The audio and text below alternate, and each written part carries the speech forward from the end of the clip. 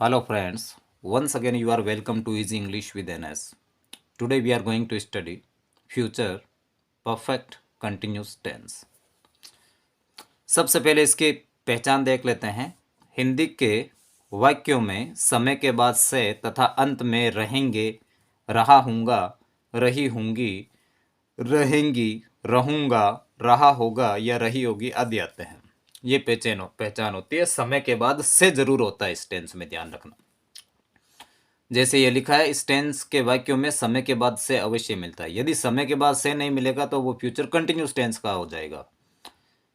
फिर इस टेंस का बेसिक नॉलेज देखते हैं। इस टेंस में मेन वर्ब की फर्स्ट फॉर्म के पीछे आईएनजी लगता है।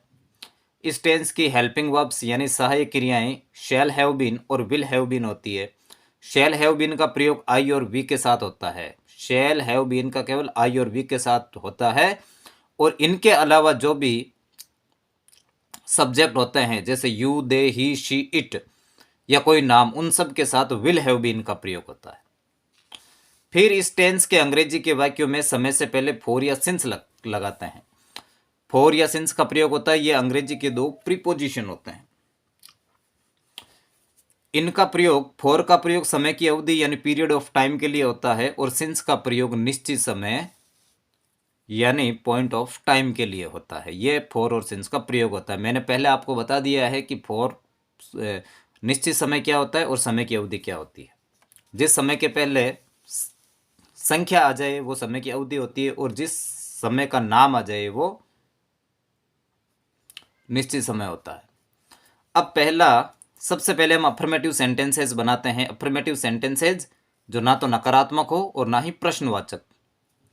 इसका पैटर्न होता है, सबसे पहले सब्जेक्ट, फिर शैल या विल हैव बीन। अगर आई और वी सब्जेक्ट है तो शैल हैव बीन, अगर इनके अलावा कोई सब्जेक्ट है तो विल हैव बीन। फिर मेन वर्ब आईएनजी के साथ, फिर ऑब्जेक्ट, फिर फॉर या सिंस और उसके बाद टाइम लगाएंगे। अब ये वाक्य दोस्तों, हम 2 साल से इस विद्यालय में पढ़ रहे होंगे, तो इसमें सब्जेक्ट है हम को इंग्लिश में बोलते हैं वी के साथ हेल्पिंग वर्ब आती है शैल हैव बीन।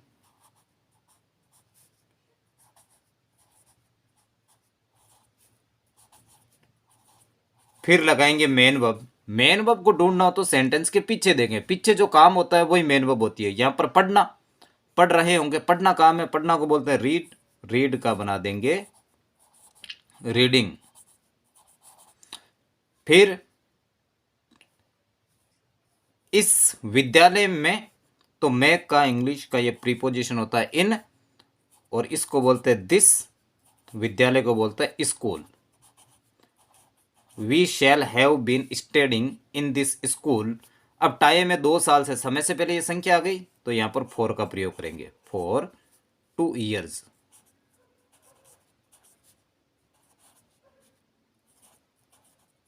ये सेंटेंस बन गया। दूसरा वाक्य है, वह सुबह से खेल रहा होगा।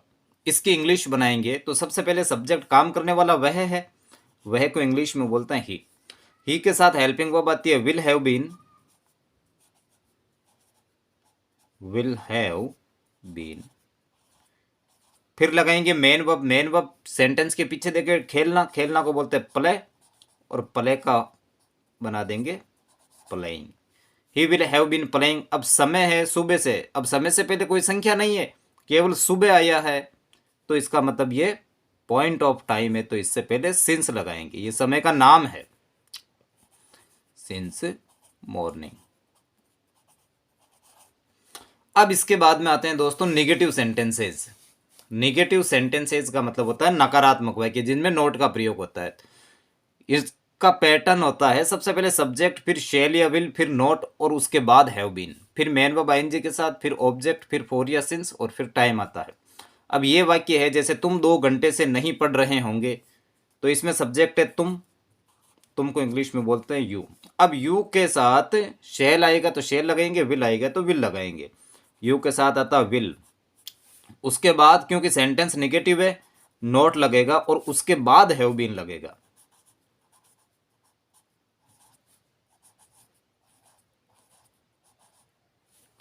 फिर आएगी मेन वर्ब। मेन वर्ब है इसमें पढ़ना, पढ़ना को बोलते हैं रीड। रीड का हो जाएगा रीडिंग। टाइम है 2 घंटे से, ये समय से पहले संख्या आ गई, तो ये 4 2 घंटे को बोलते हैं hours. You will not have been reading for 2 hours. फिर ये सेंटेंस है वह सुबह से व्यायाम नहीं कर रहा होगा। इसमें सब्जेक्ट है वह को इंग्लिश में बोलते हैं ही के साथ हेल्पिंग वर्ब आती है विल।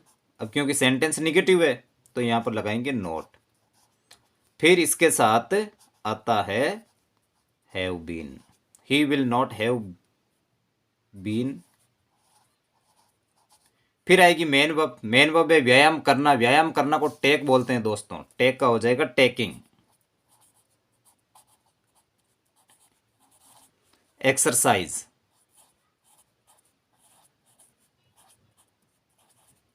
फिर टाइम है सुबह से, ये समय का नाम है तो यहां पर आएगा सिंस, सिंस मॉर्निंग। इस प्रकार से इसके नेगेटिव सेंटेंस बनते हैं। नेगेटिव के बाद में देखते हैं दोस्तों इंटरोगेटिव। इंटरोगेटिव सेंटेंस सबसे पहले वो देखते हैं जो क्या से प्रारंभ होते हैं। जो इंटरोगेटिव सेंटेंस क्या से प्रारंभ होते हैं उनकी इंग्लिश बनाते समय हमेशा हेल्पिंग वर्ब सबसे पहले आती है। अब ये सेंटेंस है जैसे क्या वह 3 बजे से टहल रहा होगा। अब यहां पर जो सबसे पहले हेल्पिंग वर्ब आती है वो आती है सब्जेक्ट के अनुसार। अब यहां पर इस सेंटेंस के अंदर सब्जेक्ट है वह, तो इसके अनुसार हेल्पिंग वर्ब आएगी, तो वह के साथ हेल्पिंग वर्ब विल आती है। विल के बाद सब्जेक्ट लगाएंगे, फिर लगाएंगे have been,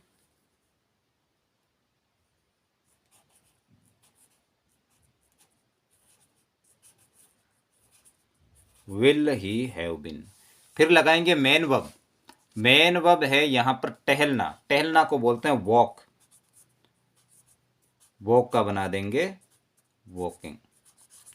will he have been walking. फिर समय है 3 बजे से, ये 3 बजे समय का नाम है तो यहां पर लगेगा सिंस, सिंस 3 o'clock। फिर इसके बाद में सेंटेंस है दोस्तों क्या वे 4 सप्ताह से सो रहे होंगे। क्या वे 4 सप्ताह से सो रहे होंगे, ये वह है, वह के साथ हेल्पिंग वर्ब आती है विल।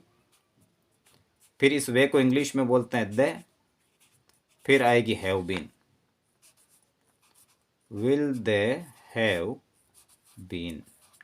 फिर लगाएंगे मेन वर्ब, मेन वर्ब है इसमें सोना, सोना को बोलते हैं स्लिप, और स्लिप का बना देंगे sleeping. Will they have been sleeping. अब टाइम है 4 सप्ताह, ये सप्ताह से पहले संख्या आ गई तो 4 आएगा, फॉर 4 वीक्स।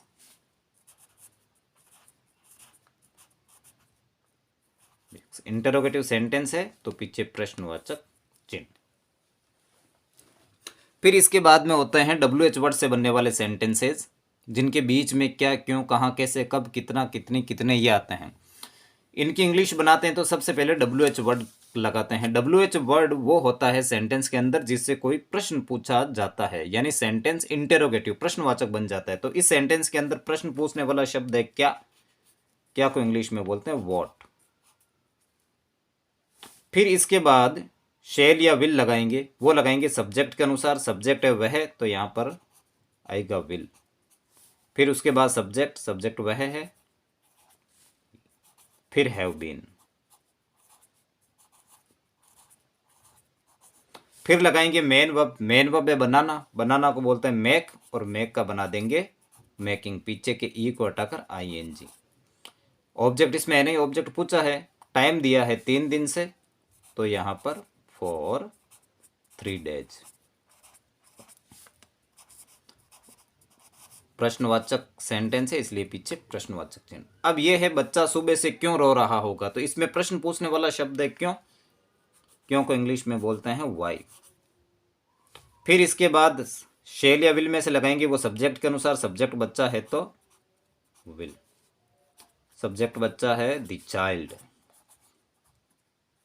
कॉमन नाउन है इससे पहले दी लगा दे। Why will the child have been. फिर मेन वर्ब है दोस्तों रोना, रोना को बोलते हैं वीप, वीप का बना देंगे वीपिंग।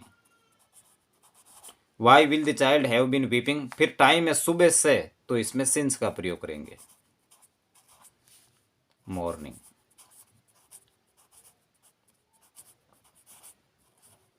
फिर इसके बाद में जो मोस्ट इंपॉर्टेंट चीज होती है टेंस की, वो होती है एडवर्ब्स ऑफ टाइम। ये जो एग्जाम में आती है, सेंटेंस तो इसलिए बताते हैं ताकि आपको पता चल जाए कि वर्ब भरते कैसे हैं। इसकी पहचान है, यदि अंग्रेजी के किसी वाक्य में बाई या बाई द एंड ऑफ के बाद फ्यूचर टाइम हो, यानी भविष्य का समय हो, और ऑल फोर या सिंस के बाद समय हो, तो वे वाक्य फ्यूचर परफेक्ट कंटिन्यूस टेंस का होता है। ज़्यादातर फोर आता है, सिंस का बहुत कम प्रयोग होता है, फोर के बाद में समय मिलता है।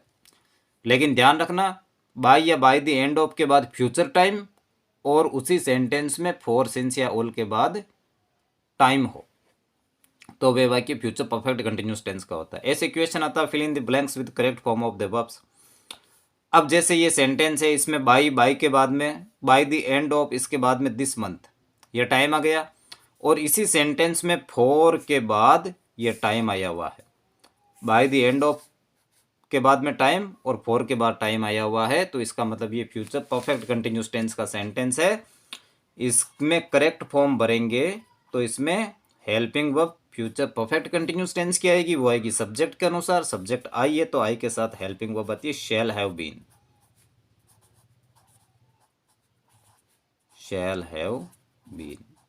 फिर फ्यूचर परफेक्ट कंटिन्यूस टेंस में मेन वर्ब की थर्ड फॉर्म का प्रयोग होता है वर्क, वर्क का बना देंगे वर्किंग। फिर दूसरा सेंटेंस देखते हैं, इसमें बाई के बाद नेक्स्ट ईयर ये टाइम आया हुआ है फ्यूचर टाइम, और यहाँ पर फोर के बाद में ये और टाइम आया हुआ है, तो ये फ्यूचर परफेक्ट कंटिन्यूस टेंस का है। तो इसमें ही के साथ हेल्पिंग वर्ब आती है फ्यूचर परफेक्ट कंटिन्यूस टेंस में विल हैव बीन, और मेन वर्ब के पीछे आईएनजी लगाते हैं तो टीच का हो जाएगा टीचिंग। जैसे बाई नेक्स्ट ईयर, अगले वर्ष तक, he will have been teaching dance for 6 years, वे 6 सालों से डांस सिखा रहा होगा। पहला सेंटेंस देखते हैं, तो इस महीने के अंत तक मैं यहाँ 2 सालों से काम कर रहा हूँगा। तीसरा है बाई के बाद में ये टुमारो, ये फ्यूचर टाइम, और फोर के बाद में 2 वीक्स यानी टाइम आया हुआ है, तो ये फ्यूचर परफेक्ट कंटिन्यूस टेंस का सेंटेंस होगा। तो इसमें सबसे पहले हेल्पिंग वर्ब भरेंगे फ्यूचर परफेक्ट कंटिन्यूस टेंस की। रोहन है तो इसके साथ हेल्पिंग वर्ब आएगी विल हैव बीन। फिर मेन वर्ब है स्लिप, स्लिप की थर्ड फॉर्म के पीछे आईएनजी लगा देंगे, स्लीपिंग। बाय टुमारो, कल तक, Rohan will have been sleeping for 2 weeks, यानी कल तक रोहन 2 हफ्तों से सो रहा होगा। इस प्रकार से correct form of the verb बनते हैं। दोस्तों, हमारे चैनल को सब्सक्राइब करें ताकि हम आपको और भी आसानी से अंग्रेजी की ग्रामर को समझाने में समर्थ हों। Thank you.